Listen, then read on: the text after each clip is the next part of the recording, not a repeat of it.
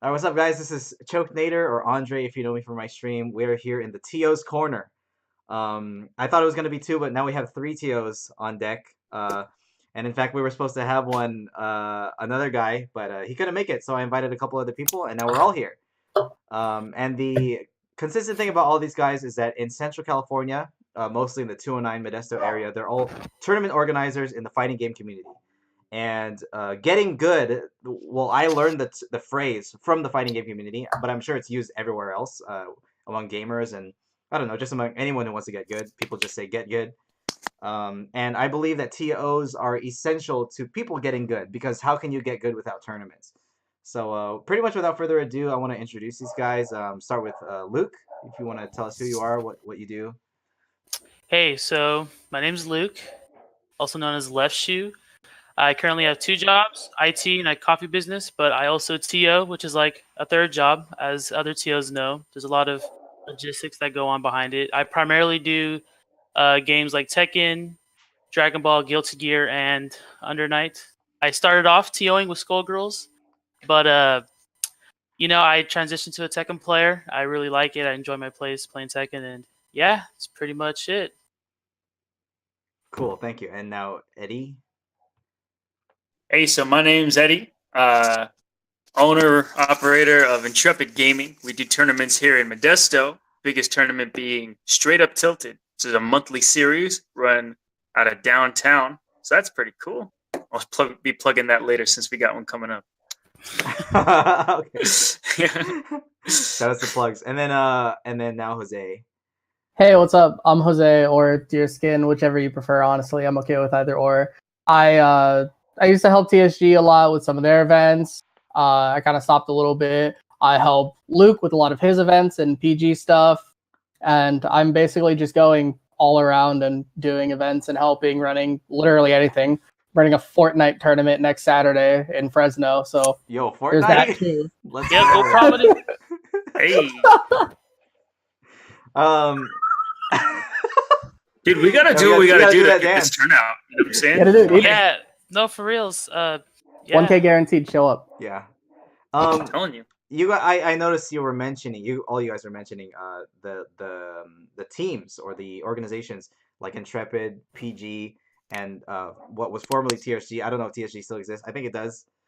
They do. Yeah, I don't know what Craig's doing. Yeah. With that. But you guys It's want to his tell me stuff. like about the orgs and how they came to be and what they do, what they represent. Yeah, I guess I'll go first. Yeah, so Prominence Gaming I'm one of the co-owners, and Jose is like my right hand man. He's like my main guy I go to for everything. He's an awesome dude. You guys should follow him and just bow to him. Anyways, some old lore. The founding members are from an older group called TZN. Shout out to TZN, yo! I wish I had TZN. I should have got my TZN T-shirt because I have one. Ah, dude, I should have worn mine. I'm looking at it right now. I'll get it later. But they really helped me start TOing because I went to a tournament, I got bodied, and I was like, hey, I just want to do more. And they're like, well, hey, this other guy named Fish, he was TOing for a while in our area, and he left. And then they were like, hey, why don't you be TZN? I'm like, okay, TO for them. And then we did a really big tournament called CenCal Standoff, as a lot of people know. And we were there for year 1 and year 2. Year 1 was TZN, year 2 is now Prominence. And that's where Prominence basically became about to run CCS2, basically, because TZN there was no more. So that's pretty much how Prominence started and stuff. So it's basically like I wouldn't necessarily call these groups like a business. It's like an organization that it's like it runs events. I mean, I don't know. Like the thing I've always wondered, and because teams sponsor players sometimes, and one thing I always wondered when I was a player was like the cash flow. Like where does it go? Like how do these teams? I know it's different per organization, but how do they usually manage like the money that comes in from like entrance fees and stuff? Yeah, so a lot of that was covered by, I mean, me and whoever else, like money I got from working my actual job. And then, like, honestly, like the most I probably made off a local dude, like $50. And that was a big local. That was like, Dragon Ball just came out kind of thing, like running off the hype. And that's one thing I want to bring up. I vibe with a lot of TOs that don't necessarily do it for the money. They do it because like they genuinely love it. And my dad has told me this: when you start doing things you love, the money starts to come naturally. And I'm noticing that now. I can't say too much, but just from the things I'm getting into, I'm noticing a lot of, like, I'm starting to make money. Like, to be honest, I'm able to pay Jose to go run that Fortnite tournament. That's how much money's coming in. I'm able to pay somebody to do something I can't be there to do. It's like management system kind of. Yeah, for sure. And that's another thing.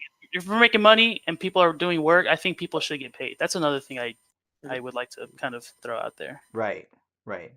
Because that was kind of a thing before. Like old school TOs would always say like, "Oh, you shouldn't make money from TOing," but that's like pretty outdated, and it never really made sense. I used to believe it, but now it's like they're doing work. They're putting on an event. So exactly. No, for sure, that's true. I remember hearing that the people talking about it back in the day, and like the different groups and junk about how TOs should like they feel like the money gets it dirty, But sadly, like we can't commit this much time and then not at least think about it, So, yeah, exactly right. The thought is always there.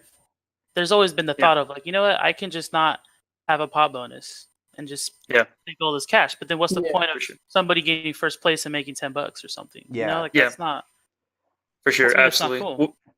What's worse, I think, too, is that there's always a point where, like you said, you work a real job. I've worked plenty of real jobs. Jose probably has to work too. Where there'll be times where I have to drop a shift, which is guaranteed money at an hourly wage, to work my event, which is not guaranteed money. I'm probably going to lose money if I don't break even, sort of situation. You know what I'm saying? But we're not there for the money. It's just, like, dude, So I don't know. It's a weird thing, but it's definitely a labor of love. Yeah, exactly. And I like you brought up the point of, the whole money thing. I have seen the money make things dirty, but it's about not letting the money make things dirty. Yeah. Like just be, have integrity. Like just have a freaking backbone and say, you know what, I'm going to be a decent person. Yes, it's hard too. It's hard because it's really easy, I think, for like especially like current TOs, just like in the era of like this like suddenly like growing huge thing, is that it's really easy for this inexperience to come in and say, hey, I gotta make money. This gotta be like a business for me. I'm trying to do this, like, and to put that like as a justification, along with I do care about the community. I do this. I do that. When like we all know the money grubbers when we see it, like there's no question. So I don't know, it's rough, and I wish there was less people like that, but it's just a reality. And as soon as there's money involved, it's gonna be a reality. Yep. It just happens. I mean, the best thing to do, what I think, is just like, dude, like I messaged you on Facebook, bro, to try to see if we can do something. Like that's my way of doing things. Just continue doing events and not like money comes, it comes, and it that I'm able to pay people or pocket some. If not, I'm really not doing it for the money. Like I have a real job. Yeah. There's like actual work. I don't really need to do this for money. I do this because I enjoy it, because I love it, because I love the community and I want to help them out. I want to give them some place to go. Exactly. I'm not doing it because I'm like, oh, this will make me a quick buck here. I can get something here. No, fuck that. Yeah, for sure. The thing too, the reason why that came to be is because, the reason why the original sentiment of TO shouldn't is because back in the day, I've been FGC since like before Evo Moment 37, like 2004, 2003. I started playing Marvel 2, right? I wasn't FGC like in the community yet, but that's when I started following it, right?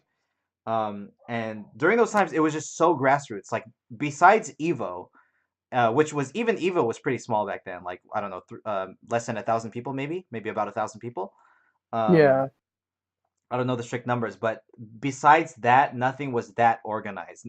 Everything was pretty grassroots. You would host an event either in your garage or at an arcade, or in some card shop. Which people still do card shops, but you know, nowadays we have a lot more dedicated venues. Can you guys talk about the ones in Fresno? Like you guys have Knockout Esports Arena, and esports arenas are popping up everywhere. They just got Esports Arena in Roseville, connected to the Yeah, I SoCal saw and the that. Oakland Esports Arena. Yeah, can you guys talk Yeah. about those? So Go ahead, Jose. yeah, so I know a decent amount of the places in Fresno. There's Knockout Arena. There's another one. Do you know what it was called? There's Blue Shell? like 2 of them. I think it is Blue Shell. It's like Knockout is Blue Shell. They're the same. So Blue Oh, Shell okay. is the gaming business, and right next Oh, door okay. is a big room, and that's the Knockout Esports Arena. And they have Oh. monitors along the Okay, yeah, walls that's the and Esports stuff right Arena. there. Yeah. Okay. So they're more like on a smaller scale. They're kind of like, if I'm being quite honest, I'd say they're kind of like rooms that were like renovated with just like keep like monitors to be like spaces to hold stuff, kind of. So it has that kind of feel of like, this still feels like someone's garage, but like it's a little more done up. Like I'm not gonna lie, it kind of feels like that. No, yeah. And I like it. I'm fine with that. I'm used to that. I've It's got been that there homely recently. feel. Yeah. Yeah, I've It's a homey feel. the other place I do events in Fresno is at Club One Casino. Oh, right. They have a big With ballroom. Quincy? Yeah, with Quincy, Yeah. big ballroom essentially. Not really with Quincy. Kind of, he's just kind of there. He helps me get the venue basically. I go through everything. I run the event. But no, Quincy's a good guy. Shout outs to him. He's great. He's a really good dude. He's got a reputation about him, but he's a really good dude.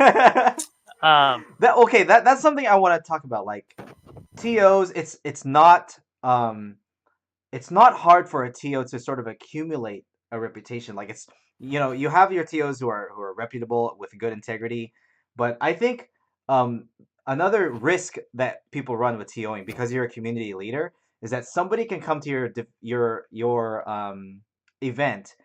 One person or two people are going to be dissatisfied, and then all the blame goes on you, even if it wasn't your fault. Right? That happens. Yep. Yeah. Yeah. Oh, it's super easy to just have that happen. I've dealt with that a million times. I'm just really happy that I have a cool reputation, I guess. People always tell me I'm really cool, so that's fine. I think I feel that. so like you too, like both of you guys. That's why I think that's why we're all here, because we all have the same mentality of wanting to do better for the community, by the community, Yeah. Those type of things. By the way, that For me funny. personally. Oh, go ahead. Oh yeah. For me personally, when situations like that pop up, you just gotta own it. Like no matter what the situation is, this is just something you're gonna learn. Like working retail and junk like that, it's just straight up customer service. You gotta just own the mistake. Say, hey, that's our bad. Let us make it up to you, and then just because otherwise, like you said, people like either like you have like pretty much one shot to get a good impression on them for their first, and otherwise like they'll either decide not to come anymore or tell other people not to come, and that could be pretty detrimental to turnout, especially when like numbers can just be like low, especially for this area. Yeah. Speaking of, now that you mentioned this area, I mean, CenCal has, well, first of all, there's two perspectives to it, right? I think that CenCal is a definitely smaller region in comparison to, say, NorCal or SoCal, but we still live in the best one, or if one of the best, if not the best region for fighting games. We're like the Midwest of California. No, seriously. Yeah, like it's I see a lot of Midwest memes. We make the same memes. Shout out to the Midwest. Mr. You Suck. Shout out, man. He follows me, but no, like for real, like we have the same meme culture. We have the same culture of just like doing things, like kind of go big, go home type of mentality, but like still grassroots, and yeah, it's cool. No, I totally agree. Like CenCal needs to like band together, man. Like if we can all just get like this, ooh man, we could do some good things. Yeah, I agree. That there is the thing is, like, it's usually something blows up every time a new game comes out. When Street Fighter V came out, there was a huge blow up. When Smash 4 came out, there was a blow up. When Dragon Ball came out, there was a huge blow up. Everybody was playing Dragon Ball. Yeah, there was a huge blow up for like every game. I remember Tekken 7, the first Fair Fights to Run Tekken 7 had like 32 people. Yeah. And I personally knew like 5 of my friends that were like, I can't make it tonight. I'm sorry. I'd love to come out. And I'm like, damn, we almost had like 37 people. Mhm. This game's been out for like 3 hours. Yeah. And I Pretty think sick. the timing for this podcast is actually crazy because I mean Smash Ultimate is coming out and you guys know how popular Smash. It's going to be insane. Yeah. The kids are going to come out. You know, the children, Oh the yeah. the sons Everyone's and gonna come out. the sons and daughters of Melee players are gonna come out to Yeah, play for some Smash reals. Ultimate. I really want to run a ultimate tournament, man. Like, Dude, I yeah.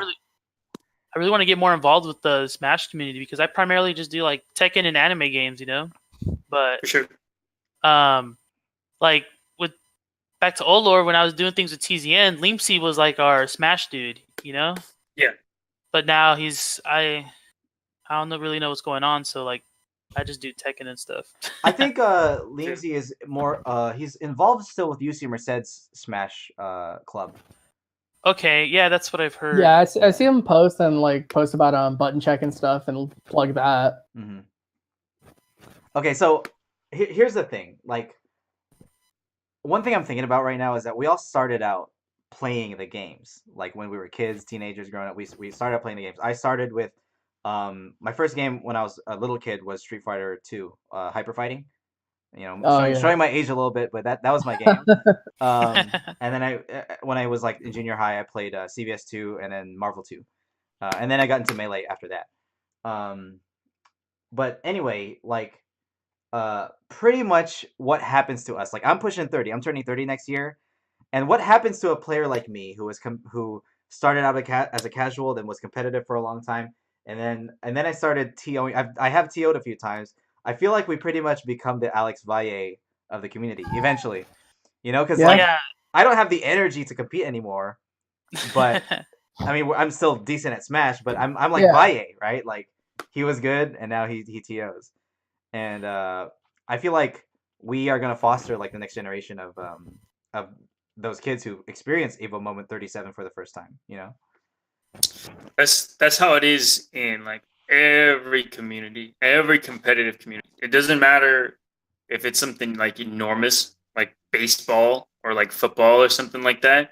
If you look at the analyst booths for NFL right now, you'll see like Tony Romo up there, Jason Witten, Troy Aikman. These were all ex-players that were like at the best of the best. And now, like you said, they're just kicking back and talking about the show, you know, things like that. And those people, all the people that are in NFL now, grew up watching them play.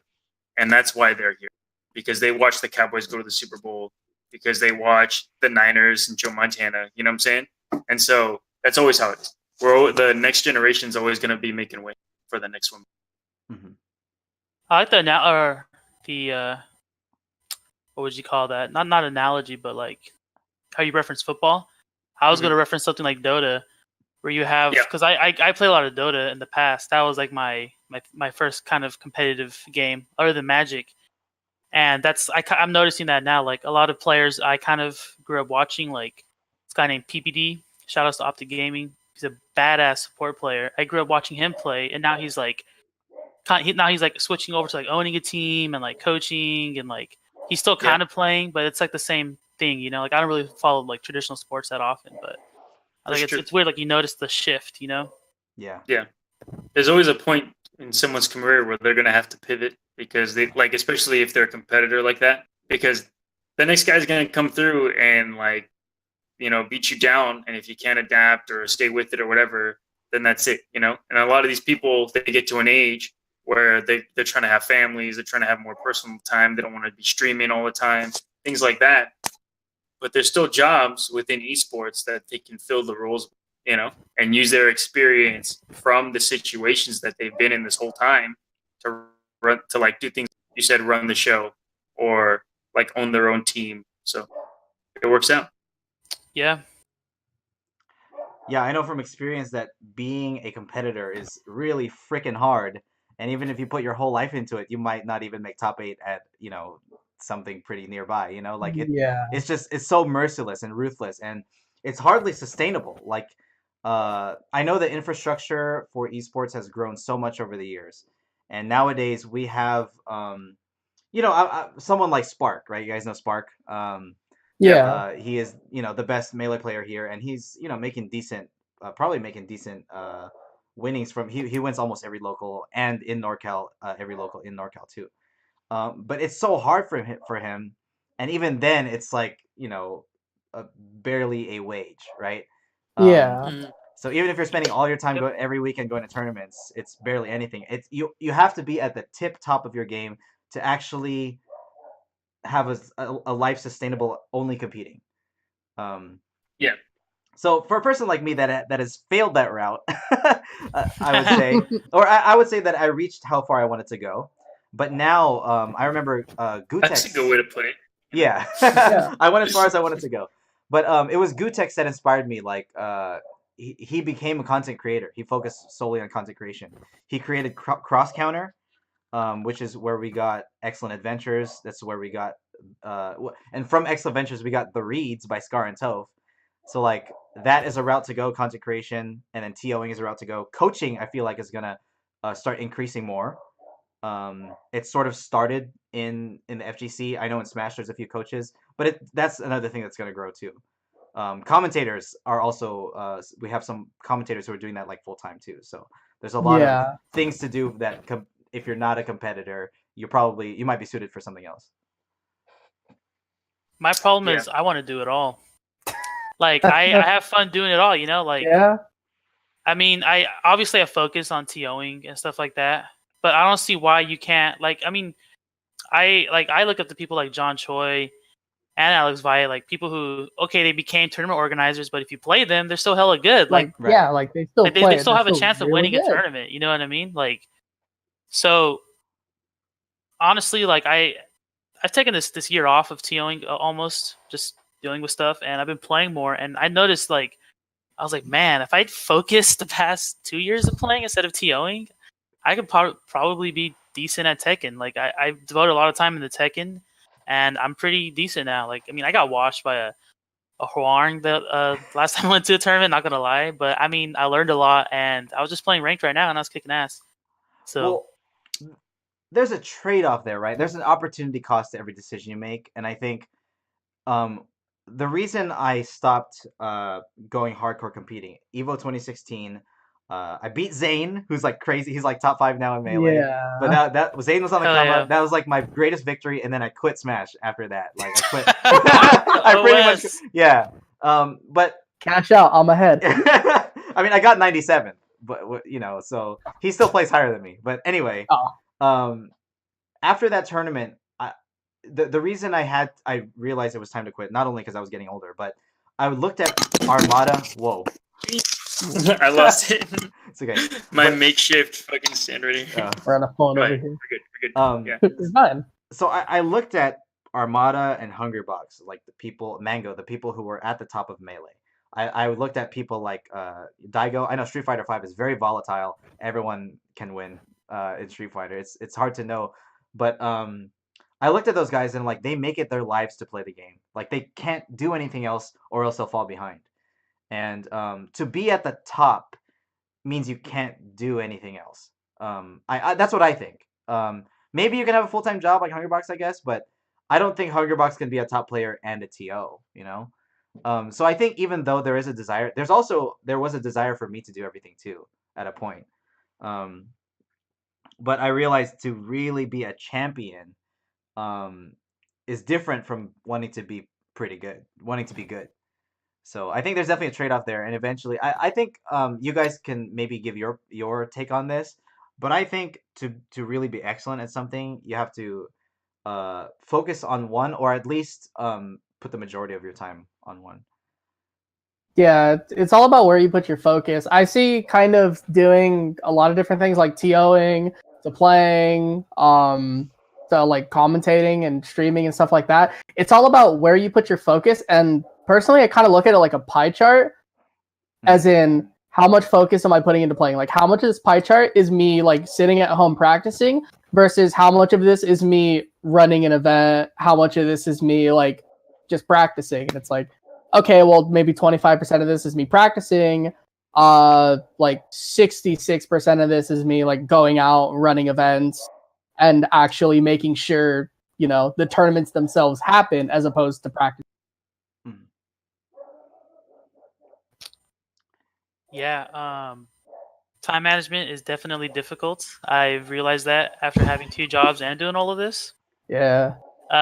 There is a strat you could do is just not sleep. No, I'm joking. Sleep is very important, honestly. I got better at Tekken by regulating my health, actually. But anyways, I think a person is able to get good at multiple things. It's getting good at one thing that can help the others. See what I'm saying? That bring up the others. So me, for example, I know I kind of like so I work. I'm a supervisor, right? So I notice I have really good managerial skills and like managing things. So I kind of focus on that type of mentality. So what that does is, how does it help my gameplay? You might be asking is, well, I know how to read people better now because like, oh, he likes to backdash after doing this move so many times. Or like, it's more analytical. See what I'm saying? So I might learn something at work, like a business strategy at work. That I'm like, hey, I could probably do that in Tekken, or I can do that when I TO. Like, hey, I made a business deal here. Why don't I take that TO, say, talk to the venue owner and deal with them that way? See what I'm saying? It all kind of helps out everything else. So I think if you have a set goal and you work towards that goal, you can bring up other aspects of your life as well. Right. Okay. Yeah, this works even like in games too, I noticed, because I played mainly KOF and like Blaze Blue, but as of recent, there's not a lot for Blaze Blue. There's almost nothing for KOF, so I want to play a game and I want to go to tournaments and compete. So I go to NorCal Dogfights almost every month with my friends, and I sat down and I told my friend Austin Pocky, and I said, Austin, teach me Guilty Gear. Oh hell, I want to play. So yeah, I found that from just playing other games, like I recently wanted to play Street Fighter more too, so I got back into it, and I told myself I'm just gonna learn a new character for the sake of like learning, kind of like pretend I haven't played Street Fighter 5 before and just start from scratch. So I noticed I feel way more confident and I feel way more just sure about like all my buttons, about what routes I'm doing, even for like Street Fighter, when like it's not that complicated. Like my combos, like I'm gonna hit 2 buttons and I'm gonna do like a special. I'm more confident in which enders I use, if I use like Fireball versus like whatever knocks down. And same for like all other games. I feel more confident playing KOF because I know I can do this ender, and that helps me better like with screen position, that helps me like more, that gives me more meter and stuff like that. Yeah, so I think what I noticed in what you're saying, like when you said you picked up Street Fighter again and picked up a new character, that was like a decision specifically to learn something new. And I think a lot of people approach the games they play like I just want to play or I just want to compete. Like it's very vague. But if you hop into a game with a very specific goal, like uh I want to get this wobbling setup on someone, this very specific setup, and I'm gonna practice only that. I feel like that focused whoa, I almost had a screensaver for a second. That very focused decision making on like focusing on each thing as you go will make you better, which can apply to pretty much everything, right? Including TOing. Like I'm gonna make sure our bracket runs on time today, stuff like that. And we were talking about time management, so that's more about less about time management, but like time investment. Like how much of yourself will you invest to that limited amount of time you have to practice something. But time management, I noticed something, Luke, you were saying like you spent so much time playing a game and you can spend so much time doing something else. But it's also all the extra time that you waste, right? Like how much time am I just scrolling through Facebook or Twitter and just watching YouTube that won't really help me. And obviously we need to do things for relaxation, but a lot of that stuff can be just siphoned out of your life, I agree. I got something on that one. Yeah, I got something on that one right there. So, basically, when you like earlier, this actually ties into something you said earlier about basically your opportunity cost. and that's an economics term, right? And the problem with opportunity cost is that a lot of people think when they think about opportunity cost, it's what can you be doing, right? Mhm. Or what could you be doing? But you have to get it in your head that it's not what can be doing or what could be doing. It's what would you be doing, you know? And a lot of the times, like what you just said, where we're sitting on the couch or, just screwing around, playing games, whatever, that's what we're doing. And so what we give up when we make these choices, like these like super serious choices of whether it's a small efficiency thing, like you said, like picking one thing to focus on, or a broader thing like deciding to be a TO or whatever instead of going to work, then like that, like what we're missing out on is usually like we usually don't think in the context of I'm just going to be sitting around, instead of like something else, like I could be doing this, could be doing that, when we should just be thinking, what are we really going to be doing? And then that's the true opportunity cost. That Mhm. things like very crazy stuff. Yeah, thank you. That's pretty good. To bring this back to TOing in particular, I do want to get into specifics. Like this is why I picked you guys. Um, the specifics about what we can do to improve CenCal's FGC as a whole. Like what is something that it needs right now. Like I can see how it's grown over the years for sure. Especially in the past like 3-4 years, especially since like Battleground was amazing, and ever since Battleground died, like all these TOs started popping up everywhere. FGC started growing like with Tekken, all the new games, Dragon Ball. But there's still a lot more we can do, which we see in other regions. But instead of looking at other regions, well, we can look to other regions as an example. But I think we can look within and look at the weaknesses and see what are some things that What we still can can do. be, yeah, what we can do, yeah. Okay, I want to spearhead this because Sure. this makes me really excited. What I think we should do is all three of us need to talk after this. But I mean, you can talk now, Yeah. other than that, I think this is what I noticed we need for sure. First of all, we need a set venue. We need a venue that can accommodate Sorry about my dog, pretty guys. much. Oh no, it's fine. That's Pretty fine. much everybody, where anybody can come and play. Second of all, we need to all speak to each other and like I feel like the scene is only going to get really big if we kind of all group up, and it doesn't like have to be like where I'm the boss or you're the boss, whatever, right?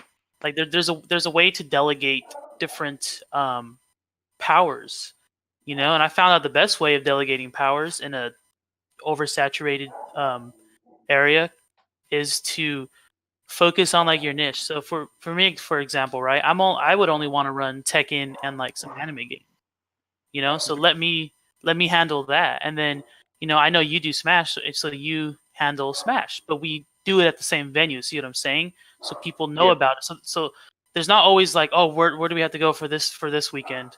We're like, it's like, no, like let's go to I don't know, the gamer zone or whatever you want to call it, right? Like the gamer zone is the venue. Like just a one venue that all TLs kind of collab on and either do like a weekly rotation of games, like 1 week is Smash, 1 week is Tekken, or we just do one big monthly or something. See what I'm saying? Like Hmm. somehow Yeah. have one venue and utilize it the whole just to its fullest. I have a question. Yeah. What kind of turnout can you see getting for like your other FGC games and stuff like that? Because Well, I've just me personally, I've tried to run in the past. I feel like I just don't know enough of the right people in those communities to get turnout like super going. Because like you said, when DBZ came out, we had like some cool sized brackets, and then they just slowly just like tanked, So I really feel like you got to be in the right communities to get no, those sort of that's things. exactly what it is. That's You gotta really get what in. it is. You got to get in where you fit in, right? So like a lot of people hit me up to TO because I can get like some anime people to come out. Like, dude, I ran Skullgirls as my first tournament ever and had an 8-man bracket. Like, where pretty did good. these 8 Skullgirls people come from? I know. That's like the whole community in California. Yeah. Yeah. Like it's just and it's a lot of networking. Like I post a lot. Like if I do a tournament, I use Reddit. I use all platforms. You can ask Jose. I blow them up all day. Hey, Yeah. post on Facebook, post on this group. I'm like, okay, I'll do Twitter. I'll do Reddit. I'll somebody do Instagram. It's about knowing people, and that's why I'm saying if all the TOs here kind of use all our contacts in conjunction with each other, we can literally have something big. Like so to answer your question, I think for the first one, if we ever were to do one, the first one probably wouldn't get too many people. But if we stay consistent, that's what I noticed. Like my tournaments would be growing, but then the card shop closes. Mm-hmm. So then I go back to square one. I would notice this. Like I was getting 1 or 2 new people every single time. Every single tournament I did, and then the card shop would close. Like I've been to a million card shops in Modesto. Yeah, right? And it's been rough out here, but just having one venue and just growing on that, Yeah. One thing I noticed is that Club One is actually a beautiful venue. It's so spacious. Yes, tons of it people is. can Really fit. nice. They have some food. I mean, the food is not the greatest, but they have some food. They have water. It's something. Yeah. They have a projector. They have a stage. Everything's there. It's super, and it's like hella low key. Yeah. It's really it has cool. everything you'd want. Right. Yes, we have security. I mean, we have security because it's at a casino. Right? Yeah. Yeah. I mean, that's gonna be top notch. Yeah. You know what I mean? So that's free. Go ahead. Sorry. Oh no, you go ahead. Free parking. I'm just going to plug it in right here really quick. Free parking. It's at a casino. The beer is cheap if you can drink beer. You don't have to be 21 to play in the tournament or get in. Yeah, you don't have to be 21 to get in. There's literally a side room, like right once you enter. It's a dang side room that they don't even care if you're in. Exactly. I mean, dedicated setups, monitors, everything. Like it's like Andre said, it's a really nice venue. Yeah. You guys should come. Yeah. So here's the thing. When's the next one? Oh yeah. The next one. So the next one isn't I'll be doing isn't going to be till next year, about January. Sure. For the one he'll be running his Fortnite this weekend. He'll be out there, and another one of my guys will be out there, and then we'll both be out in Fresno again at a brewery on the 25th. We're co-hosting some event. We got invited to co-host. I guess, but. Yeah, dude. I think I mean that's just one example, right? But I think there is potential for other venues in Modesto. I'm thinking like eventually, if you get big enough, I mean, if the scene gets big enough and consistent enough, you could probably rent out, the DoubleTree Ballroom, right? That's probably the biggest venue in Modesto. I've looked into it already. I've been talking to them. A lot of the things you're probably going to mention, I've already, and not to sound cocky, I've already been doing. Like, there's been a lot of behind the scenes stuff that has happened, hasn't happened because of finances. Like cost requirements for things like the capital. Yeah, it's basic business, man. Capital is the one thing you need before you can do anything. Mm-hmm. And I will say this: I do love the initiative of all the TOs, because TOs will make something happen from nothing. I've noticed that a really good TO will make nothing into something. Yeah. No, you're absolutely right about like things like capital, like money you can even spend, like especially since like we were saying earlier, it's gonna come out of our pocket, like our own pocket, like 100% of the time. Like no one's handing me money to do this kind of thing. And so when you want to do an event like at the DoubleTree, you better have some turnout. Like you better be big, because to even break even on only the room, and not like trying to factor in other things that like food or maybe like your time, just even your time, like you're going to be so far underneath that it's going to be like disgusting to even like think about. Yeah. It'll look nice, but like you're going to like blow a couple of paychecks or whatever, like depending on where you work. Yeah. So, yeah. You got to think about looking at that. Like Modesto Con, I worked with those guys to do Modesto Con, and I'm kind of sad it kind of went away. Kind of. I don't know where it's at right now. It's like in limbo, I guess. Mm-hmm. I don't know if I should have said that, but whatever. That's okay. But they probably won't watch this. I don't know. I talked to them about the logistics and all of it, about Modesto Con, and it's like those dudes made some money, but not a lot. And like I think almost close to 20,000 people went to Modesto Con. Oh wow. And they set like after all the factoring all the costs and everything, they made some money, but I guarantee it wasn't enough to warrant another year. And it's been 3 years that they've done it, So, and they all worked regular jobs, like full-time regular jobs. So like it's like you said, right? Like you event hosting is like brutal. It's really hard. You have to be really not necessarily savvy, but definitely yes, savvy. that's Yes, actually you the have to be perfect savvy. word. I guess it's savvy. Yeah. Word. Yeah. It's because there's a lot of things, especially with people that are inexperienced, that like they won't even think about, and like a super bare bones example, super bare bones. Like I've taken both the economics classes you'll have to take before you have to do upper division. So like I've gone through things like that, and one of just like the smallest things is knowing where to price your products efficiently. And so like how much do you want to charge for this or that or the other? And TOing, we're in a spot where if you're not charging $5, it's too, and I can see to where people can try to justify that like saying that they offer more, but in the reality we're just talking about having a place to play and for people to have the tournament, and like that's honestly good enough. So tangent, but Okay. pricing things properly, right? So pricing things properly, like being able to be in a spot where you can say this is worth this much and not thinking in your own head, but that's too much, and like being able to know where to price when you need to be able to make up those costs, like at Modesto Con or at other places, and knowing how much people would be willing to pay for whatever experience you're providing, whether it be like your tournament or a slice of pizza, just to be able to keep the lights on or break even or make more than you would you need to like run it another year, things like that. Rough. Yeah, no, you bring up a really good point. I mean, pricing is a big thing. I mean, the Club One casino tournaments, they're not necessarily on the cheaper side, Yeah. They're like that's why they're quarterlies, but I mean, I think if you're going to charge more, you need to, I guess, not necessarily offer more, but maybe offer more and better, like a better experience. You know what I mean? Yeah.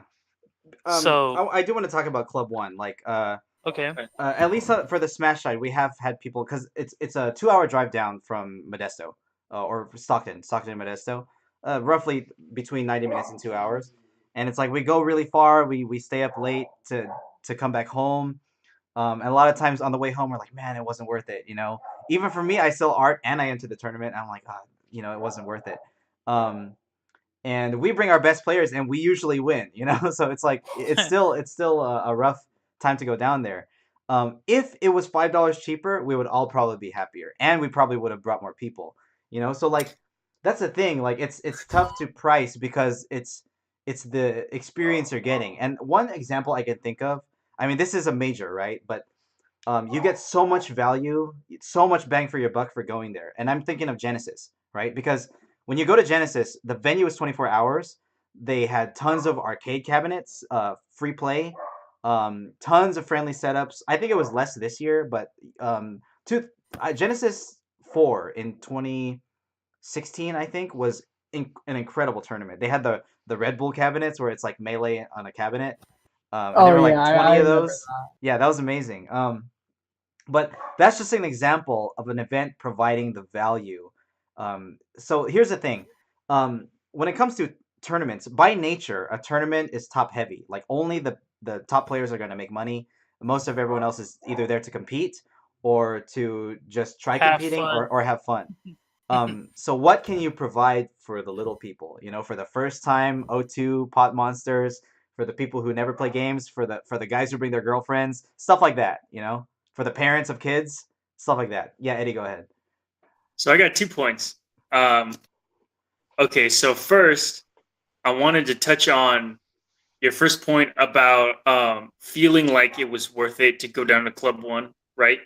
If we're being hella honest, it was probably worth it. But when the point where you're saying it's not worth it, is that 120 or 90-minute drive home or whatever it was. You know what I'm saying? Yeah, that's where it's put over the top.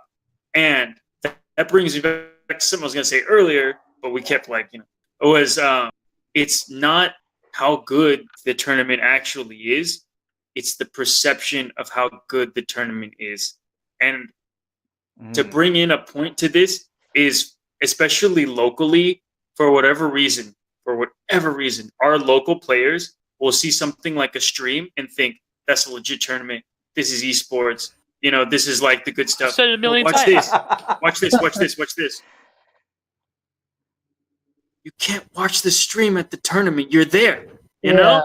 No one's watching the stream at the tournament. So true. That's so true. You're there. You're there. But they'll see a stream. They'll see the lack of a stream, and they'll think it's a subpar event. They'll see the lack of the things like the projector or the stage, and they'll think it's less than.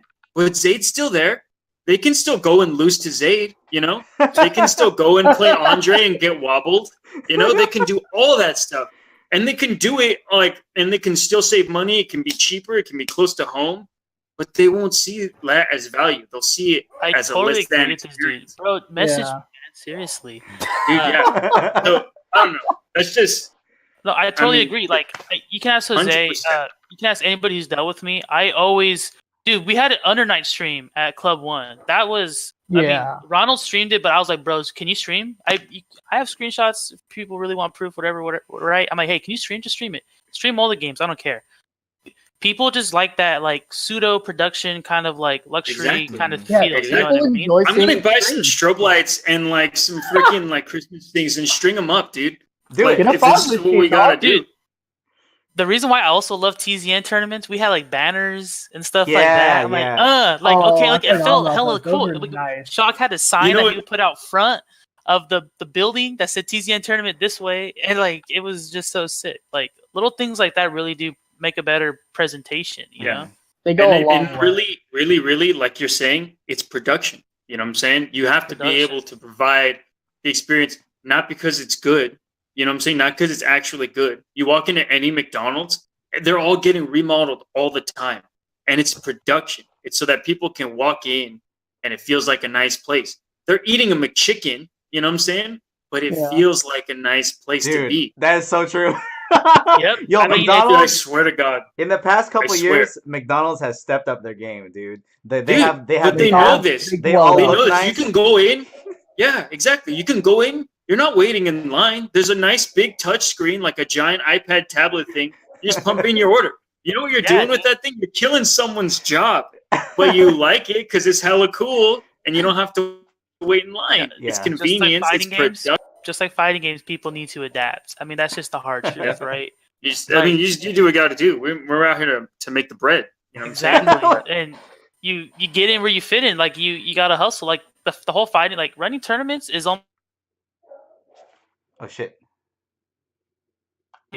I mean, honestly, I mean, I hope that the make the bread comment isn't taken out of context. I'm gonna get quoted on this later, but I know because he's saying we are out here doing this for no money or coming negative in our tournaments or barely breaking even, but we're still doing it. You know, we do it because we like to be here. Exactly. But it's true, that. How do we do it better? Exactly. That production, how do we do it better? That brings in more people. That makes it, for whatever reason, too. Another one of the things is how many people are there is the quality of a tournament. I've had some stacked, some super stacked, 12-man, 14-man melee brackets. But, it's considered not a good bracket because there's only 12 or 14 people there. You know what I'm saying? Yeah. Anywhere else, that's a top 16 at a really good tournament with groups and junk. But because we didn't have all those extra scrubs going 0-2, it wasn't a good tournament because we didn't have the turnout. You know what I'm saying? It's just just people's gears. Just you have to be able to understand people's gears and what it makes what they think is a good tournament. All the extra stuff is for the scrubs, man. 24-hour venues, stuff like that. Exactly. I mean, that's fine. That's fine. And there's nothing wrong. I use it. I'm a scrub. Exactly. I go to tournaments I hope it's a 24-hour venue. I'm not making top 8 at Evo. I came here to get drunk and play Tekken. For sure. Come on, bro. This is actually a perfect transition to Andre's second question that started this tension, which was what do we have for the little guy, right? Yes. If we're being hella honest, the majority of gamers are casual. You know what I'm saying? They play because it's fun and they like to play. And there's nothing wrong with that. There's nothing wrong with not making top 8 at every tournament. You know what I'm saying? It's totally cool. You can enjoy stuff. You can have fun. And it's why people play Madden and EA games like every single year, like no matter what, like no matter the turnout, no matter what happens. And what Andre was saying about what do we do for the little guys to make our experience better.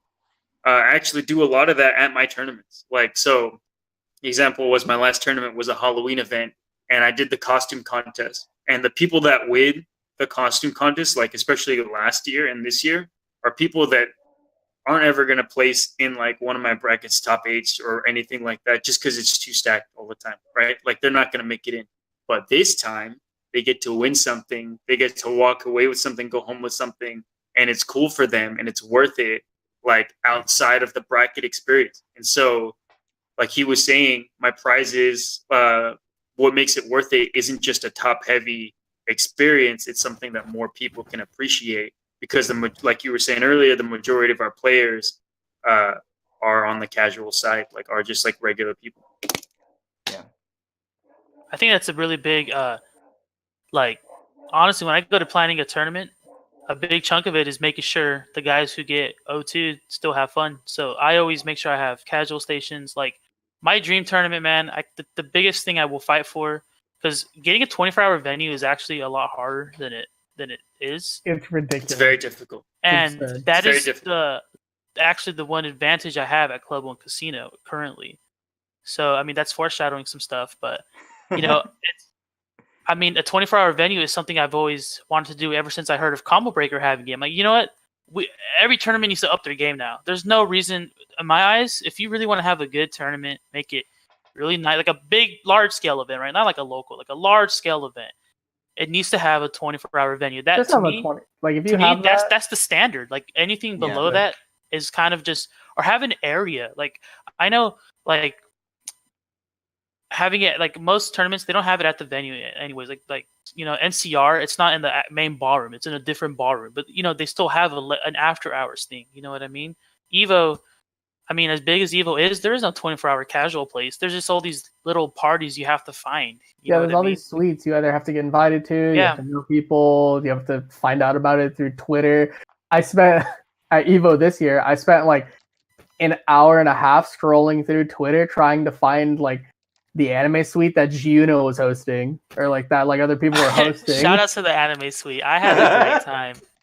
I had a wonderful time. You got to be a bartender. You made me a PB&J. It was tight. Yeah, dude. I bartended for a little bit. It was awesome. So yeah, like it wasn't part of Evo, so we had to find that. For sure. Yeah, no, I definitely feel like that's part of that experience. You know what I'm saying? Evo is in a place usually like Vegas, like you were saying, where there's just much more that comes from its location. And you know what I'm saying? For being like a 3-day tournament. And there's probably people that like are older, enjoy Smash, don't even enter, just go to like spectate and stuff. But then they're in Vegas, you know, so they can do like Vegas-y stuff and like not feel like they have to like do all the movie Vegas stuff, like doing a bunch of coke and shit, you know, just like things like that, where you can still have a good time with your boys. Yeah, and it's really cool. Yeah, I think that's definitely huge now that you're mentioning it, because a lot of times, sometimes I don't have a great time at a tournament, but Denny's or In-N-Out after the tournament is the good time with the FGC, you know, like just something to do. And obviously that's not part of tournament organizing itself, but it kind of is. Like, what do you do after? I mean, usually the TOs are like cleaning up or whatever, but you have to make a personal relationship with the people who are coming to your events. I do want to bring up like a small story, like in 2013, 2014, when the Smash scene in CenCal was essentially zero, besides occasional things in Fresno at the tea shop from time to time. But I had to build it from nothing, and all I did was like post it on Facebook. I started going on Reddit, Facebook, and Smash boards, like searching for random people. Hey, I'm gonna host at my house. We're gonna play. It's just free. We're gonna do a bracket, but it's gonna be free, and we'll just hang out and play. and a bunch of people out of nowhere started messaging me on Facebook, saying like, "Hey, we'll come out." And that was the birth of the Central Valley Smash page, which has like 800 members now. But I started that when it was 0. Um, and eventually we found a venue and we started doing tournaments. But I think all throughout, I was just trying to make friends with the people who were there. And I think as a TO, even though it's your responsibility to organize the event, like being friends with with the people, that's how you make the connections that will bring the turnouts. They're gonna make friends with you, and then they're gonna want to come back. And there were examples of tournaments in this region where the TO would like message me and say, "Hey, Andre, you know so much more people. Can you just invite a bunch of people to this event?" That's happened multiple times, and I'm like, "Yeah, I'll do it." And then I invite like 500 people, and even if like a few of those people come out, it's like that 500 people I invited helped a little bit, you know. So it's definitely like, I mean, that's just part of the networking thing, but that's like how to network, right? Like you just gotta make friends with people, pretty much. I totally agree. It's really important to be friendly. I met Jose he came to one of my tournaments and I went to one of his. Like that's how we became friends. Mm-hmm. Shoot, a lot of like my players are my friends too, you know? Like I can name them all I can name them all right now, like my top 3 guys, top 6 guys, top 8 guys. Like I'm pretty friendly with almost everybody that comes to my tournaments. Like during CCS, I had one guy come up to me and say, "Hey, thanks for running the tournament." Left you. I'm like, "Hey, Yeah. that's all I needed." You know, that just the one guy that knew I was there running the show. You know, out of the over 400 that came, like that matters a lot. I went to Wednesday night fights. I saw a random guy there that went to CCS. He goes, "Hey, you ran Dragon Ball. Like, what's up, bro?" You know what I mean? So, plus the whole networking thing. Brent from the Bay Area came to the Club One Casino this past month or so, whatever it happened, I forget. Oh wow. He came all the way from the Bay Area to play because we're all mutual friends and stuff. That's like a 3-hour drive. Yeah, so he came away from Fresno. Yeah, for a 6-man under night bracket. Shout out to anime players. Anime players I love them real. because they will not complain. They will drive 3 hours for a 6-man under night bracket and not complain. Look, man, I'm not allowed to complain when like you're the only place running my game. I can't afford that. I guess so. Thanks. You have the luxury of being the only game in town, so to speak. Yeah, it's pretty good. What's funny is a lot of people have tried to run anime tournaments, but they just don't. They're like, well, people don't come out. You need to know the right people. You got to talk to me, bro. Have me come in. I'll send people your way. The Smash community's equivalent to anime is Project M. Like they have tried so hard to keep the scene alive, and there's some people who still play. Like dedicated people who still play only that Fresno's game. got a big PM scene. I don't know why. They do. For some reason. I don't know why. Every like Fresno event I see, it's like Melee, PM, and I'm like, yeah, they still play in PM. Did that? Yeah, that's you got 27 average PM. Yeah, that's actually insane, dude. It's wild. That's all I'm saying. Yeah, pretty sick. Yeah, I think for me, I mean, I took a little notes here. Like the biggest things to improve right now, are like the TOs teaming up and networking. That's huge, and then also the activities for the O tours, providing value to the O tours, and that's like huge. I don't know if you guys like have anything else like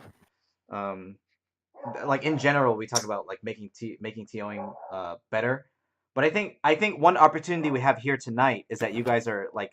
I mean, Luke and Jose already know each other, but you guys might be meeting Eddie for the first time.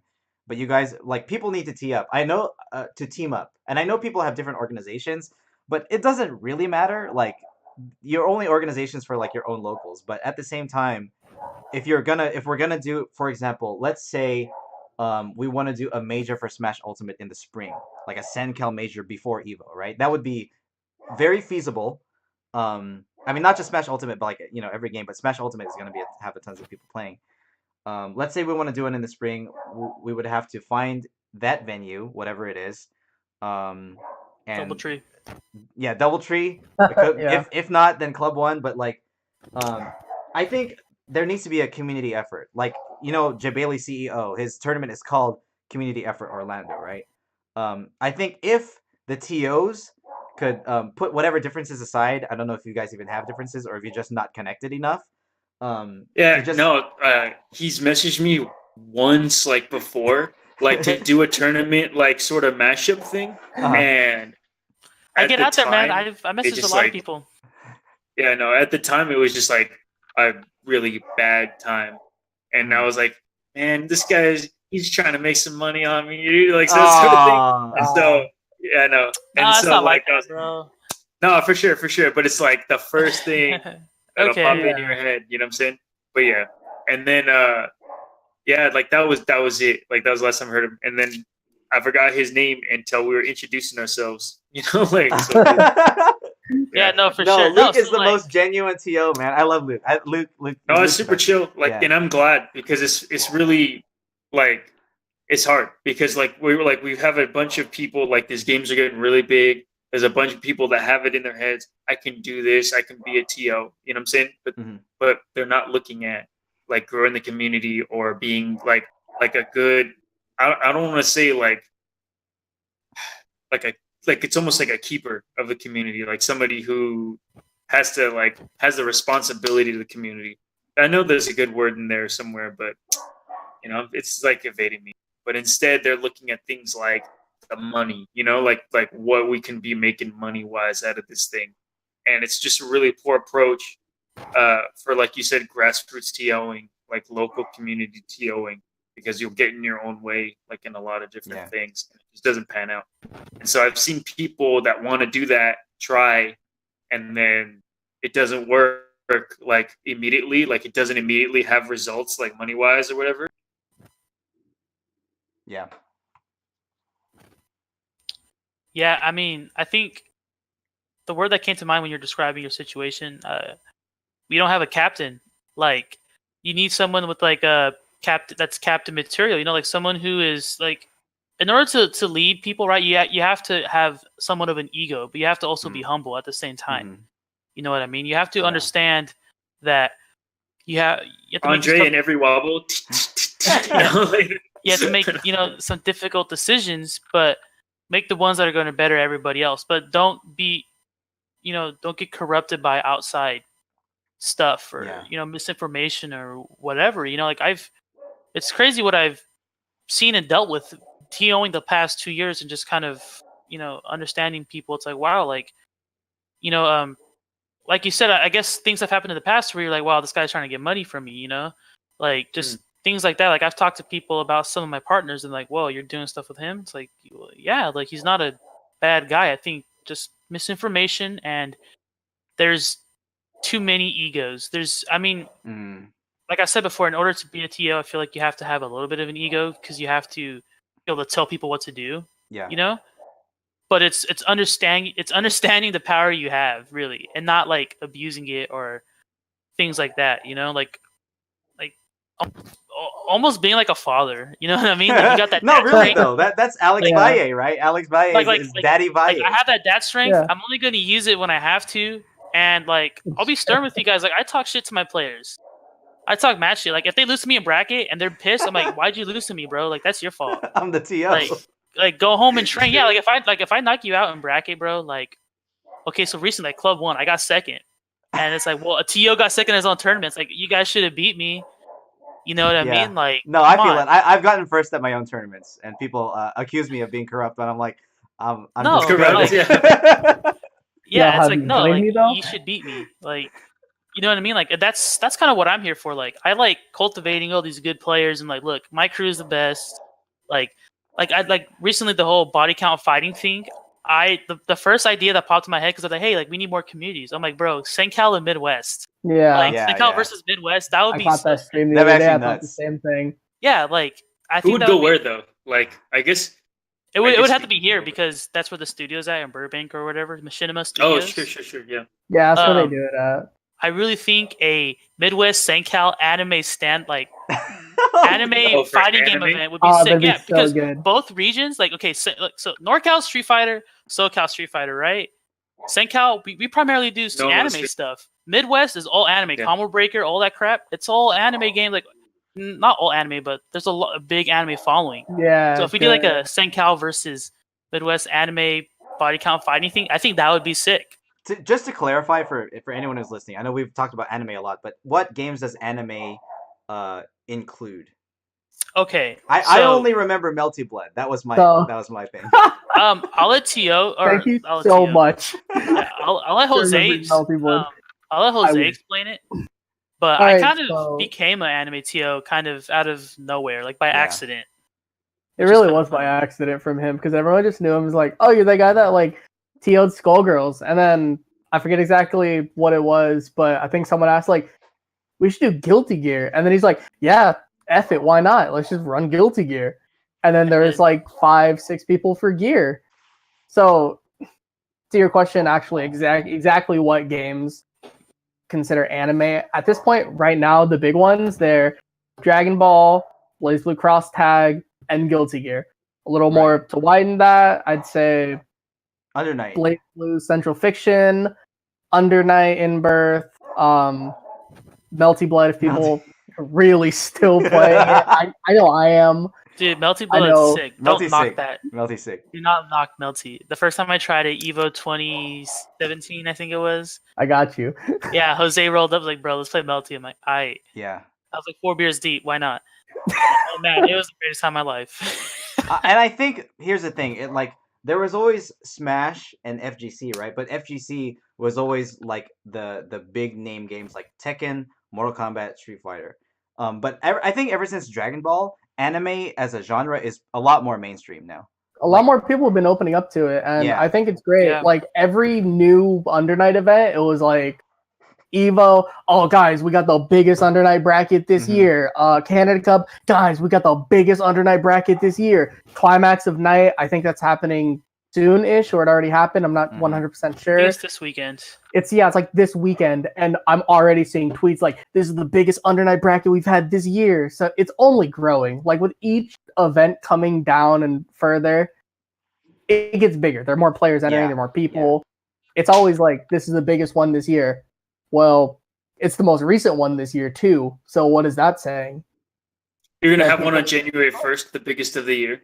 Yeah. That one.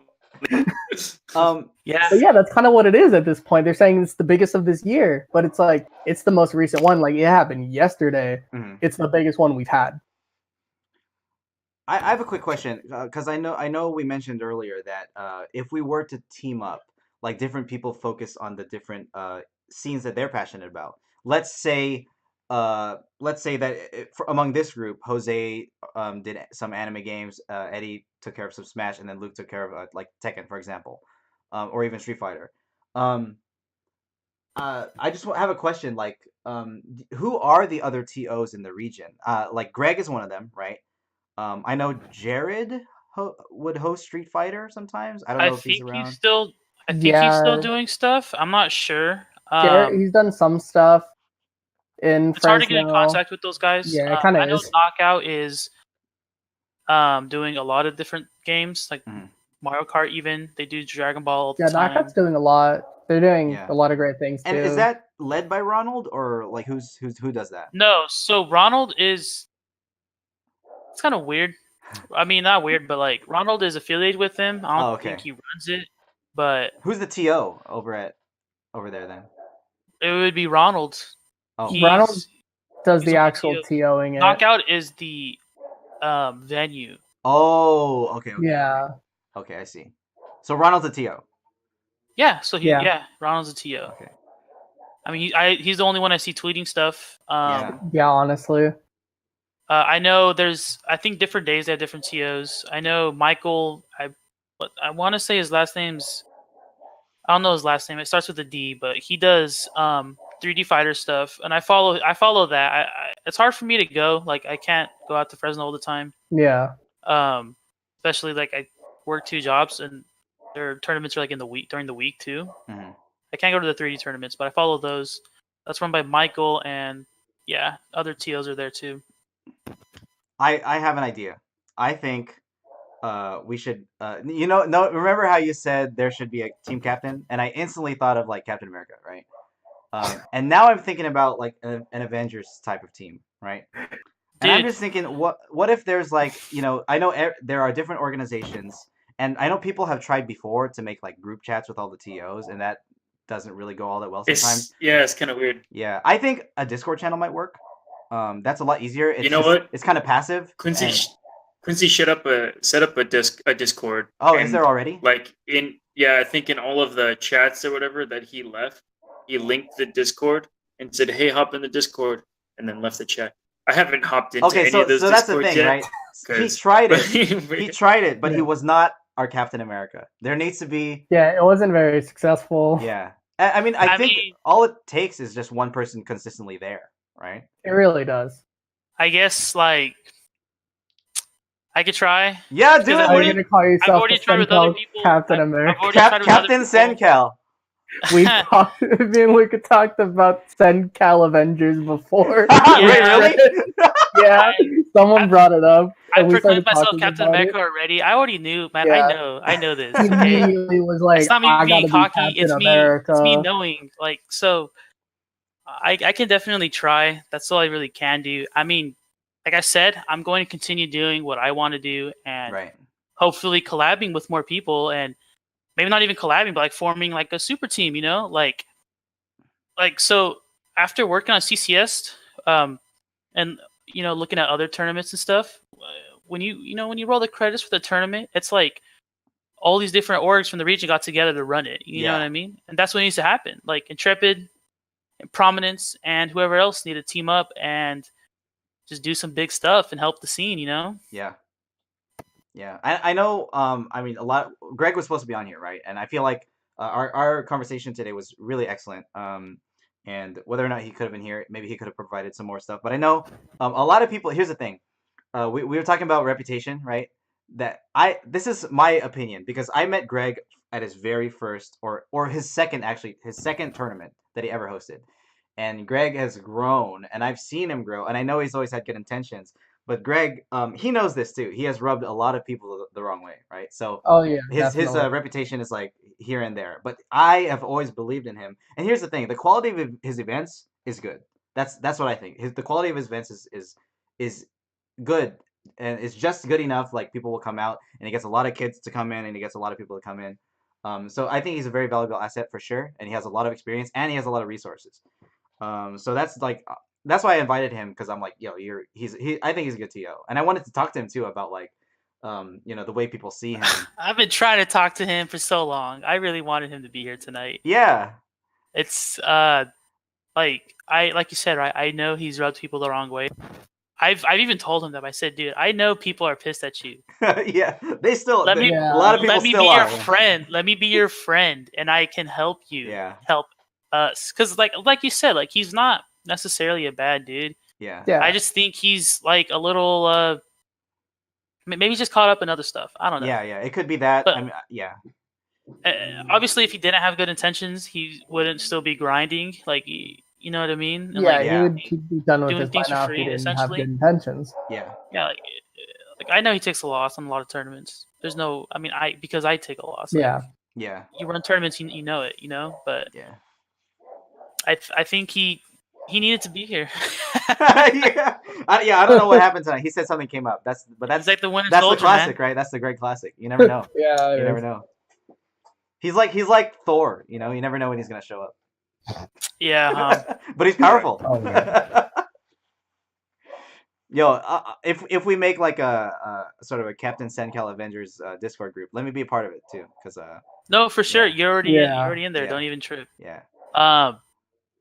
Yeah, I mean, I can definitely try, but I need help. Like, it's not like and that's what I always tell people. Like, that's why I also love playing Dota, because it's never like, yeah, I might carry and go 30 and like 30-0, as anti-mage, but it's a group effort. Like Crystal Maiden babysat me the whole time. Somebody came in and did a stun and let me just auto attack him. Like, it's a group effort, and that's just what it takes to be a captain. Understanding, like, it's not just me. Like, it's at CCS, I didn't take any credit. I said that no, those are my guys. My guys ran the tournament. I just yeah. manned the horn and told everybody what to do. Yeah. You know what I mean? Yeah, every event, even majors, you can think of who the lead TO is. Like at Genesis, there's Bobek. At Big House, it's Juggle Guy. CEO, it's Jabali. Evo, the Cannon Brothers, right? So there's always a leader or well, the Cannon brothers with Evo. They're basically the Yeah, same guy. a leader or Yeah. like a duo or type Yeah, of thing. You know yeah, what I mean? yeah. I feel like I'm like, because I haven't TO'd in a while. I used to do it a lot more, but I'm like a figurehead now. Because I'm like a face, I guess. Yeah. I'm a Yeah, personality. kinda. I'm Mike Ross. I'm the Scar of CenCal. Okay, that's Yeah. I feel like that's who I am. We need you. We need you. Yeah, no, I'm totally willing to. I mean, that's the reason why I messaged him. That's the reason why I messaged Greg. That's the reason why I messaged Quincy. That's the reason why I messaged, the Hado, the guy who runs Combo Breaker. It's the reason why I message anybody, because I understand in order to do things the right way, you have to either seek, guidance or assistance. And there's Mhm. nothing wrong with that. There's nothing wrong with like, having an event and like not saying, "Oh, it's my event, my event, my event." No, it's you build it, they will come, right? It's for the Yeah. community. Yeah, It's a group effort. yeah. Exactly. And also, TOing by nature trains people to TO, because if you're running a bracket that's fairly big or several brackets, it's impossible. It's literally impossible to run everything by yourself. You're gonna fall behind. At least when I first TO'd like at an actual venue, I was like, okay, I need one guy to run this other bracket, and then because I was playing in my own tournament, so I needed at least one guy to help run the Yeah. bracket. Dude, that's me. Yeah, exactly. And then I need one guy. You need at least a dedicated person just to protect the money box. That is a huge, responsibility. Oh Pretty yeah. big. Yeah, you always need that guy. Yeah, that was always something I like. Fair fights is we needed someone at like the front desk, Yeah. and so Greg actually like just set up like shifts for like all the members. And it's like, Yeah. all right, you're gonna be at the money box at like this time through this time, and then it just ended up being me sitting there until I asked like, who was it? And then until I'd be like, Josh, can you just like sit here? I have to run like 2 brackets right now. Yeah, yeah. So that kind of thing, it trains more TOs. I think Jose, you're one of the examples. You were TOing a lot at Greg's tournaments, like various Yeah. brackets. And then there's another kid, Joey, who runs like Smash 4 brackets. He was an assistant TO before, but now he would TO his own stuff. So yeah, it by nature it trains other TOs. Mm-hmm. Yeah. So true. I don't know, anything else, guys? I feel like we've covered a lot of things. I feel like there are steps we can take. Maybe even tonight we can maybe set up a new Discord server. Discord's so easy to use. I don't know. We could probably do it. Yeah, no, Yeah. I have a lot of ideas already going through my brain, man. I'm definitely gonna get to work. Here's something I pride myself in is when I get really dedicated to doing something, I see it all the way through. Mhm. Like CCS. The CCS 2 was a big challenge for me, but me and my guys got through it. We did a lot. We did a lot during that tournament, with or without recognition. We didn't need it. We ran it for the community. We lost some money, but we gained notoriety, and it really showed people our integrity. You know what I mean? Mhm. Like we held it down for everybody else, and to me, I realized who the people were that did that. So now I'm like, 2019 is gonna be a big year. I've been setting things up. This year was really quiet because I mean, to be honest, I went into a rut. Like, should I even be TOing anymore? Should I even do this? Should I just stop? You know what I mean? Like I went through a rut, and then I said, you know what? Screw that. I ran the tournament at Club One. I'm setting some stuff up now. Like, I mean, we're doing the Fortnite thing. I'm able to pay him. Like, there's so much more opportunity coming in because of stuff I did in the past. Like, Right. if you're always working, and like making these connections, sometimes opportunity arises. It's good luck is when opportunity and hard work meet. You know what I mean? It's like all the stuff I did in the past, and now it's like, hey, dude, I need someone to do this. Can you do this for me? Yeah. And things are looking pretty good for 2019. I think CenCal is going to be I predict us to be a next bigger region, but it's going to take time. Yeah. It's going to take, like, I'm talking 5 years or more. Like, Yeah. It's definitely a lot of work and a lot of time put in behind the work to actually build it up and get to where we want to be, to get to like the notoriety or just noticeability that like NorCal, SoCal, Yeah. like East Coast has. Like, until we can fully say we're like on the level of like SoCal. Like it's gonna take time. Right. My master plan. Get a set venue, right? I'll tell it on stream. I don't care. You're not gonna be able to stop me, guys. A big thing about having like you said, like being the visibility is probably a good word you're looking for of the other regions like the Bay Area, SoCal, stuff like that, is that they have a lot more people. Yeah. And so even if Simple only as a that small sometimes, percentage, even if only a small percentage of the population is trying to play, Smash tournaments, since they get to pull from a much larger population, like it's gonna be huge. Even if it's a smaller percentage, even if their smaller percentages can just outnumber us, because San Jose alone is 1 million people, like whole million, and that's like 4 Modestos. And then you still need like another like Modesto and a half to like get there, It's hella gross.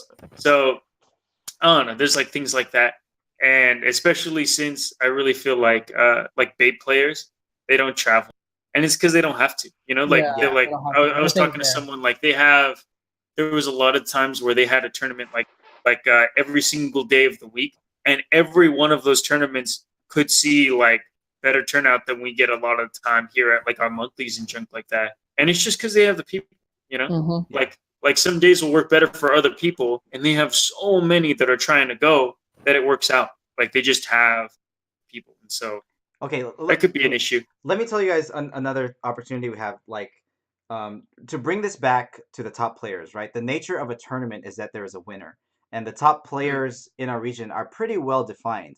In Street Fighter, we have Mikey. He is by far the best player. No one has even come close, and he is able to compete internationally. Like he's just a destroyer. I have played him before. I'm like, oh my god, this guy is freaking crazy.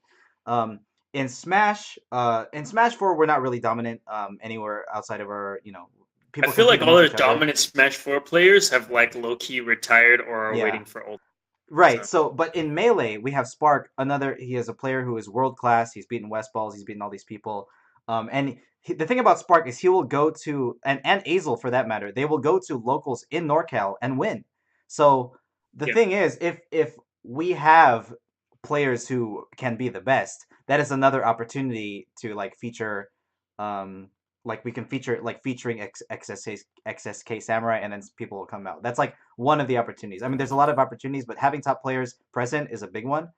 I agree. Yeah, the more you cultivate the scene, the better the players get. Because I want to take at least a little credit for like building the Smash scene from scratch, because there wouldn't be a Spark, or there wouldn't be. I'm not saying I'm not taking credit for Zeta at all, but we need TOs so that those players can come out of nowhere and have a community to like be the best, Because I can't take credit for how good he is, but I do take credit for. You can take credit for giving him a place to play. Yeah. Essentially, and that's us. That's your job, as TOs. That's the master plan. I mean, my master plan. I understand we don't have a lot of people. I understand that we don't have nearly the amount of resources that others do, but that's not gonna. Honestly, I don't think that's gonna stop us. It didn't stop the Midwest. It didn't stop any other. There's a FGC in Kansas, probably 3 dudes playing KOF. Like, it's not stopping them. But the master plan really is to just get a set venue and start cultivating the talent, making it to where, you know what? Okay, people want to come to us because we have the best BlazBlue player in the world, or people want to come to us because we have the best, I don't know, Kazi in the world, or whatever. You know what I mean? Like, you force people to come to you basically by offering the competition, offering something others don't. So like, you are really. This is how I see it. Running a monthly in our area is more or less for the sake of to give us TOs something to do. And then we grow from that, and like, okay, we got to cultivate some good players, whatever, right? And then maybe host a big event to get other regions to come and then showcase our talent at the big event. Like, I want somebody from CenCal to win CCS. I want somebody from CenCal to win, a tournament that's here. You know what I mean? Like, hold it down for our area. See what I'm saying? Like, if I host this giant tournament with you guys, I want somebody from our crew to win the tournament. to showcase, hey, we're not free. Like we got some really good people here. You know what I mean? And that's how I think is how you would grow this organically. You can't just throw money and want people to come. No, you need good players to come. And then that's how we get bigger. Sorry to interrupt. It's actually really funny. Our Melee players go to Fresno to farm. I heard that multiple times. I don't laugh because I have affiliates in Fresno that I work with, so I try not to, shit on them too much. But a lot of I fucking suck in Tekken. A lot of them are free in Tekken too, man. I'll fucking hop on Street Fighter 5 and probably get third. Like I don't even play that game. Right. It's like you said. Like Mikey dominates over there. Like Mikey dominates so hard. Yeah. The only competition Fresno has is Dragon Ball, but to be honest, I feel like everybody has a good Dragon Ball player now. Like the game is really not. I mean, don't get me wrong. It's hard to play at a high level, but I think the stepping stone to get there isn't as far. And I think we need to understand too that most games are played online now. Almost every game has a ranked ladder, but people can train. That does not kill the tournament scene. Like we don't have as many fests anymore where people play casually, like training sessions and stuff like that, because you can do that online. But people still go to tournaments because that is the place to test it out. There are no online tournaments. No one does that. Maybe, but it's not a real. It's not real. No, I stopped doing online tournaments because it's just too much of a hassle. Yeah, it is.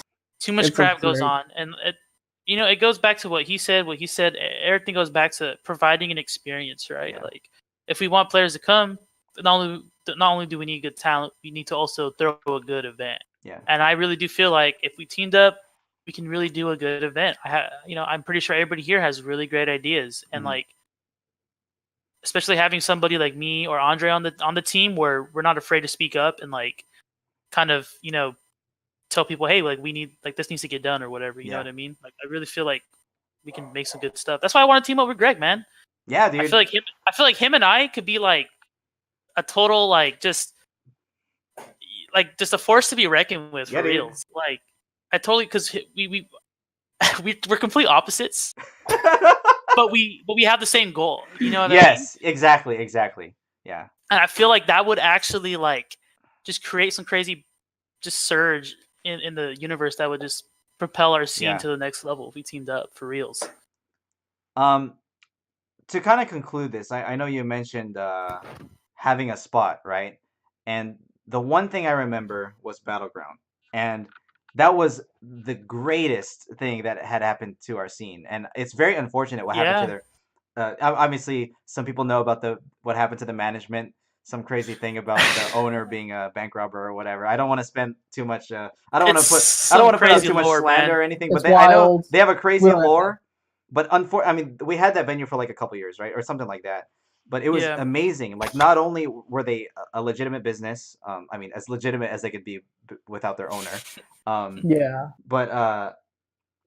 they ran it well. They handled the money pretty well. They handled the legal stuff really well. They provided the venue. They had their own setups. They even put up little posters saying "Setup 1, Setup 2" with the little Smash characters on it. Dude. They let us run whatever tournament we wanted. Like if people wanted to bring Street Fighter, we could. It was just amazing. And not only that, they were doing 2 tournaments a week. So we would have I would be playing 6 brackets a week and winning all of them. It was a good time. First time I met you, dude. I remember this. I actually entered the tournament, and I that's when I played Ganon. Yeah. And I entered the tournament. I'm like, man, I already know I'm going to lose. I just want to play. Like, I just moved back to California. I want to have fun. I saw you roll up in your O'Brien's. Yeah, I was working at O'Brien's. You just got off of work. And you're like, all right, hey, what's up, everybody? Whatever, right? Like walking in, like you knew you're gonna win, and you did win. Yeah, those are the days, man. I was like, damn, this fool actually is the shit. Like, okay, I need to get to know this guy. Yeah. And then it just stemmed off from there. Yeah, and I hosted those tournaments a lot of times. Yeah, Eddie was. That's where you became a TO, Eddie, pretty much, because you were helping out. Isn't that crazy how we were all there? We've all met each other probably already. Jose, were you ever at Battleground? I went to, I think, one Battlegrounds. I went with Tim, my friend from high school, and it was advertised like I think Melee. I don't remember if Smash 4 is out. I think it was out at the time. and Street Fighter were advertised, and we went. Me and Tim were the only two people there for Street Fighter. We were the only two. Damn, yeah. That's what happens, yeah. I know a lot of the times Street Fighter there, like we would advertise it, we would try to post it a lot, and like either no one would show, or like you just said, some people would show up and then be hella disappointed, and then wouldn't come back. I think, and then there was a lot of like, oh, go ahead. Yeah, and me and Tim were kind of disappointed. Yeah, I mean, after something like that, you want to come back, right? Like, yeah, we didn't really want to. We only went to that one. I think Tim said something on like the Facebook page, the event page. I don't remember exactly what he said. He's kind of a doofus, so it was probably mean. And Greg got in contact with both of us actually and advertised fair fights, and that's how we met Greg. Oh, I see. Wow. Okay. Yeah. So again, that was probably most likely a networking issue, right? Like, the thing about Battleground was that the community was almost all Smash. So even though we wanted to branch out, we didn't know who to talk to. Yeah. So that hopefully will become less and less of a problem as we continue to get all connected.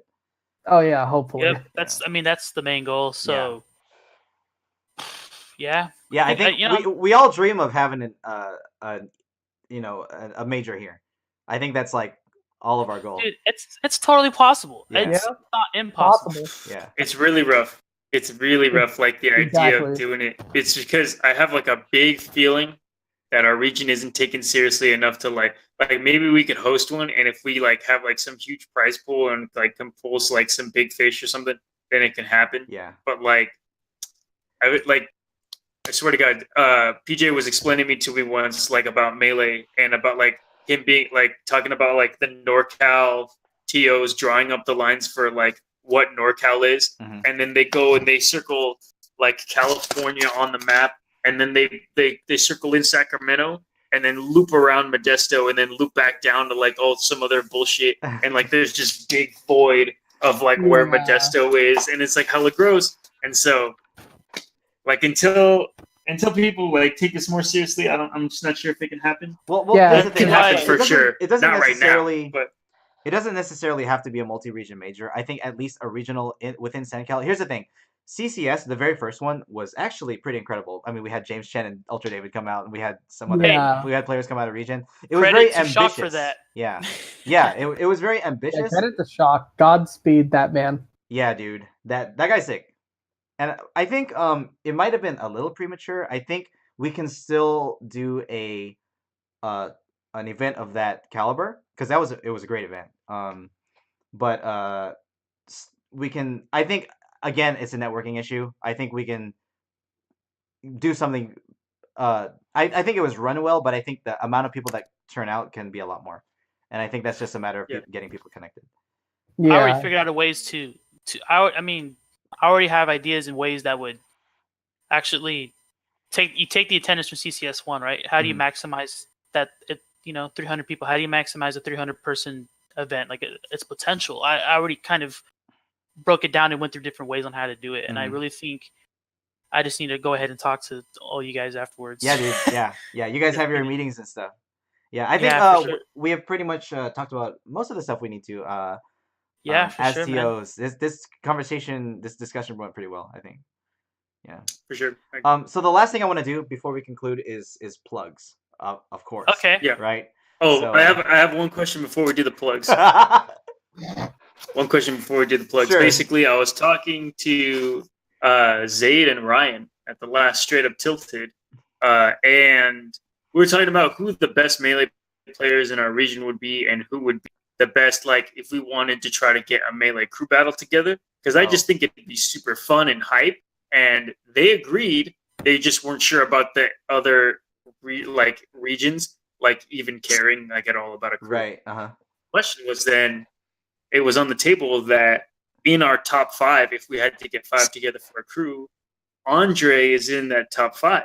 But would Andre want to play Climbers to do it? Or would he want to do it at all? For crews, yes. That's what I'm saying. Yeah. So, dude, it was on the table. Like, Ryan didn't think he would want to do it at all if he didn't want to play Climbers.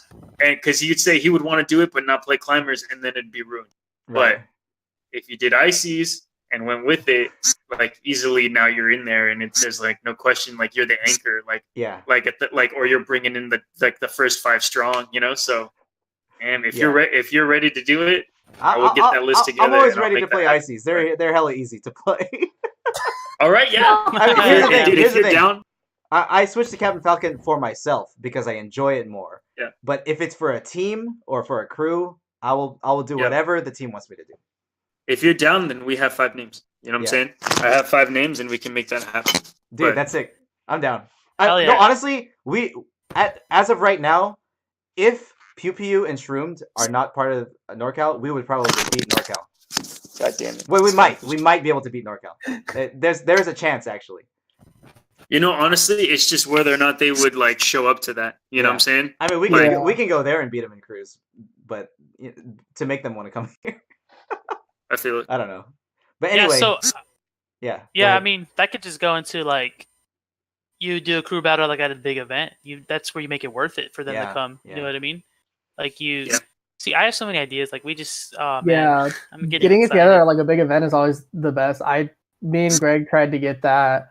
I forgot exactly what our initial plan was. I think our initial plan was like Modesto versus like Fresno, but no, it was Luke. I remember because I think I talked to you about this. We were trying to do TSG versus TZN, but you guys couldn't make it out. Bro. Yeah, dude, it was Early always so rough. 2017. I think our first one in 2017. Actually, we tried to get that. It was like our big one. We tried to get that.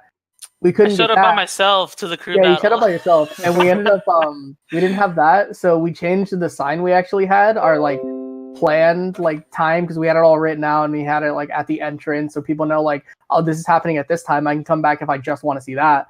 And we ended up, I had a bunch of my friends from Merced come, so we ended up just doing like a quick 2v2 thing for Street Fighter, me and Tim versus Peter and Andreas. Yeah. So we still made it happen, and we just rebranded it to Modesto versus Merced because like that's what we had at the time. Yeah. But yeah, if it's a big event, like that's the best place to try and get like a crew battle or any like For sure. things happening. There's a bunch of like side tournaments for team events at like majors. Like Canada Cup had SF5 teams 5v5 for like the whole thing. Yeah. And it wasn't even like a main thing. People didn't come just for that. Pretty crazy. Okay. Anyways, That's pretty let's cool. Alright, conclude plugs. this. Plugs. Yeah. Let's start with Luke again.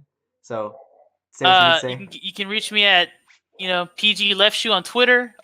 Check out Prominence Gaming. Also check out our YouTube channel. Jose and I have a new YouTube series that we're working on. Actually, we don't really have an official name. We kind of just go by like TO Bros or whatever. We just winged it. I'm pretty sure he so- asked me, he's like, does this sound good? And I'm like, it's kind of goofy, but like until we find something better, I kind of like it Yeah, too. so basically we go to different locals and we kind of review them and just have fun. It's the first one we did was Wednesday Night Fights. We need to do another one till we have a second episode. But it was cool. Check that out. I mean, yeah, check out Prominence Gaming and Left Shoe. For sure. Okay. Okay, next, then, Eddie, yeah. Yeah, for me, I'm Eddie. Do gaming, 2 tournaments with Intrepid Gaming. It's pretty much me and my buddy Luis. He helped me start it. Without Luis, there's no Intrepid Gaming, so he's pretty much just like a solid player in there for us. And we do Straight Up Tilted. The next one's gonna be on the 17th, which is not this Saturday. Next Saturday, it's going to be downtown Modesto. Easiest way to check that is check for the event page, Straight Up Tilted Thanksgiving edition, or go to, that's the easiest way to do it. It's just straight up. Yo, Eddie, real quick, do you have a Twitter? Yeah. Do I have a Twitter? You know what? I don't. I'm just like not on Twitter. Like for whatever reason, when Twitter came up, I thought I was like, another social media. Like I have hella accounts already, and then I just never made one. Okay, but Eddie, I should probably get make a Twitter. You're a TO. You should make a You Twitter. need Yeah. Twitter. You gotta I don't make a even Twitter. like I don't like Really social want, we'll media. help you out with that afterwards, but get on. Yeah. Just make a Twitter. I know, page. yeah. I'll do it. Yeah, I'll okay. do it. All right, guys. For sure, that leaves me. You can follow me on Twitter at Deerskin27. If you want to add me on Facebook, feel free. Jose Almanza. The picture's just me. Also, I want to shout out just a good friend and one of the best Dragon Ball players in Central California. Yeah, I know who it is. Please follow this man. Please at Twitter at Bougie Pete. Please follow this man. This is like my best friend. He is such a good dude. And I want him to have more recognition because he has so much potential. Bougie, like Bougie. Bouje. J. That's what it's at. Yeah. Jee. Pete. Okay. Yeah, I mean, shout outs to the whole Central, California community. I mean, there's a lot of us. Yeah. For sure. Yeah, they're all working hard. We have a lot of potential here. Like, that's what I'm saying. Like, if we just have a set venue where we can just all cultivate, we do something. We lost Eddie. Oh, damn. Well, anyway, we are concluding this anyways. We're concluding anyway. It's fine. Yeah. I am Chokinator. You can follow me at twitch.tv/Chokinator or twitter.com/Chokinator. I had a lot of fun talking to you guys. It was a great discussion, and I will be uploading this tonight. And I think I lost everyone. I think they froze. That's pretty weird. Anyway, thank you guys for watching, and I'll see y'all later. Peace out. Ooh. Oh. See? Yeah.